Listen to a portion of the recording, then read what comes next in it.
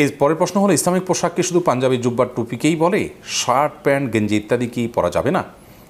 Islamic পোশাক বলতে আমরা মনে করি যে শার্ট, আপনার টুপি, পাঞ্জাবি, জুব্বা এগুলো ইসলামিক পোশাক। এটা এক ধরনের ভুল ধারণা আমাদের। মূলত এগুলো আরব অঞ্চলের পোশাক ছিল। নবী করিম সাল্লাল্লাহু আলাইহি ওয়াসাল্লাম তিনি জামা পরেছেন, তার ধরন কী ছিল, হুবহু আজকের যে জুব্বা আমরা বলি এগুলোর মতো ছিল কি না সেটা কিন্তু বলা যাচ্ছে না, খুব জটিল। আবার এই জুব্বা তিনি পরেছেন, জামা পরেছেন, সেই মহব্বতে, তার মহব্বতে আপনি জামা পরছেন, তার অনুসরণে জামা পরছেন, এরকমটি হলে আপনি সওয়াব পাবেন। কিন্তু এগুলোকে নবী করিম সাল্লাল্লাহু আলাইহি সাল্লাম আলাদা কোনো ফজিলত এগুলোর উল্লেখ করে যায় না যে এই ফরম্যাটে করতে হবে। ইসলাম শরীয়তে পোশাকের ক্ষেত্রে নীতিমালা দেওয়া আছে।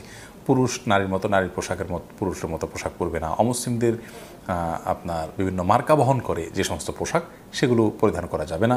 কালারের ক্ষেত্রে পুরুষরা রেড কালারটাকে অ্যাভয়েড করে চলবেন এবং জাফরানের কালার বা কিছুটা হলুদ কালারটাকে অ্যাভয়েড করে চলবেন, পিওর আর কি, পিওর যদি লাল হলুদ হয়।